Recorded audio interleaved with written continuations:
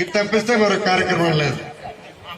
ఆ రోజుల్లో మరి నేను ఉపాధ్యాయుడిగా, ప్రధాన ఉపాధ్యాయుడిగా మీ అందరి మీద కఠినంగా ఉండుండొచ్చు.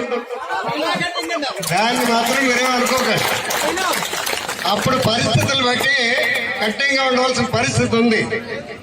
నేను ఇక్కడ వచ్చి జాయిన్ అయ్యే టైంకి కొంచెం గాబరాగా ఉండే స్కూల్ మీకు తెలిసే ఉంటుంది. ఎన్ని తోవలో నాకే తెలియదు. స్కూల్కి ఏదో ఒక తోవ ఉంటుంది, అలా లేదు, అన్నీ తోవలే. స్కూల్ విద్యార్థులు ఉంటారు, కానీ మన స్కూల్లో ఊరు వాళ్ళు ఉండేవారు. అందరూ అటు నుంచి వచ్చేవాళ్ళు, ఇటు నుంచి వచ్చేవాళ్ళు, అంతా ఊరు వాళ్ళు తిరుగుతూ ఉండేవారు. నాకు అర్థమయ్యేది కాదు.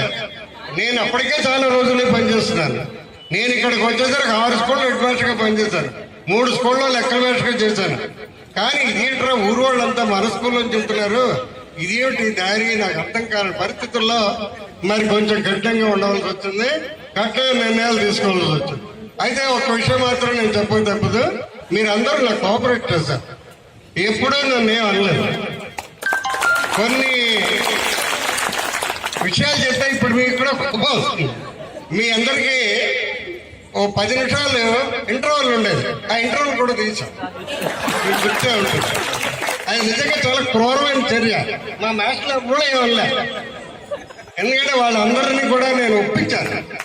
ఇక్కడ పరిస్థితి బాగుపడాలంటే కొన్ని ఇటువంటి చర్యలు తప్పదయ్యా, మనందరం చేద్దామంటే వాళ్ళు చాలా పెద్ద హృదయంతో పిల్లలందరూ బాగుపడాలి, వృద్ధిలోకి రావాలి, మన పిల్లలు చాలా పేరు తెచ్చుకోవాలనే ఉద్దేశంతో వాళ్ళందరూ పాఠశాలలో కష్టపడేవి కాకుండా నిత్యం వాళ్ళు ఇతర విషయాల్లో కూడా నాతో సహకరించేవాళ్ళు.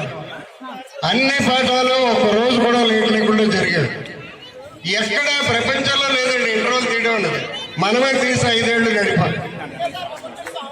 అలాంటివి మీకు గుర్తుంటుంది. ఆ రోజుల్లో యూనిఫారం తెల్ల చొక్కా, కాకి నిక్కరు. అది చూడటానికే కొంచెం ఎబ్బెట్టుగా ఉంటుంది. ఎప్పుడూ కూడా తెల్ల చొక్కా తెల్ల రంగు ఉండదు, దానికి మట్టి రంగే ఉంటుంది. కాకి నిక్కర్ రంగు మనకి తెలియదు. అటువంటి పరిస్థితుల్లో మన యూనిఫారం మార్చాం. అప్పుడు పరిస్థితి ఇలా లేదండి. మీరందరూ ఇంత హాయిగా ఉన్నారు, కానీ పరగా ఆడుతున్నాయి, స్కూటర్లు, కార్లు కొనుక్కున్నారు. కానీ మీ తండ్రులు మిమ్మల్ని చదివించేటప్పుడు ఈ పరిస్థితుల్లో నేను యూనిఫారం మారుతానంటే ఆ యూనిఫారం కొనే పరిస్థితుల్లో లేని తల్లిదండ్రులు ఇక్కడ ఎంతో మంది ఉన్నారు. ఆ పరిస్థితి నాకు తెలుసు.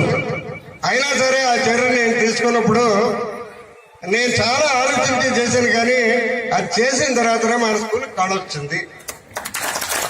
మీరు గుర్తించుకోండి. నేను మరొక విషయం మీకు చెప్తాను.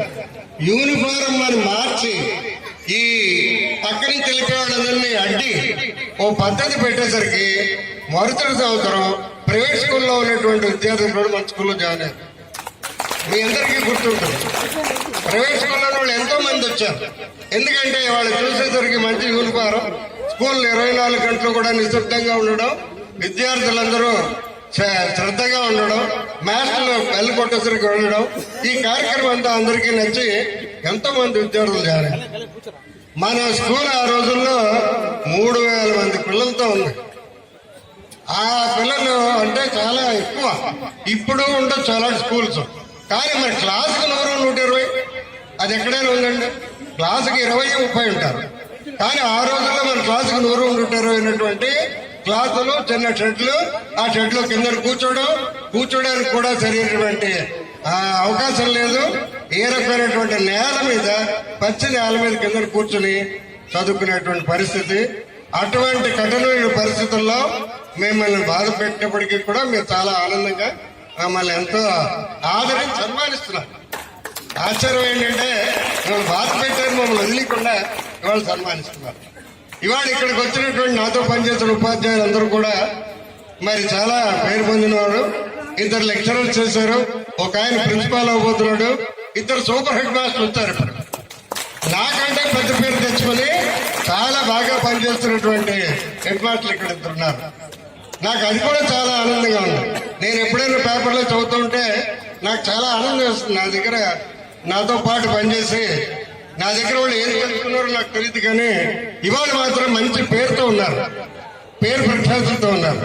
అలాగే ఇంతమంది ఉండేటువంటి ఈ కార్యక్రమానికి మీరు నన్ను పిలవడం మీతో పాటు రావడం చాలా ఆనందంగా ఉంది. మీ అందరికీ నా యొక్క కృతజ్ఞతలు పేరు పేరున తెలుపుకుంటూ సెలవు తీసుకుంటాను. మీ అందరికీ నా యొక్క ఆశీర్వచనం. ఓకే సార్, థ్యాంక్ యూ అండి. నేను ఆల్రెడీ మీకు ఇందా చెప్పాను కదా, మనం 6th క్లాస్లో వచ్చాం, మనకి ఇంటర్వెల్ తీసాం, మన 10th అయిపోయింది, మళ్ళీ ఇంటర్వెల్ వచ్చింది ఇక్కడికి. ఆ క్రెడిట్ మనకే తగ్గుతుంది, ఎవరికి దక్కదు.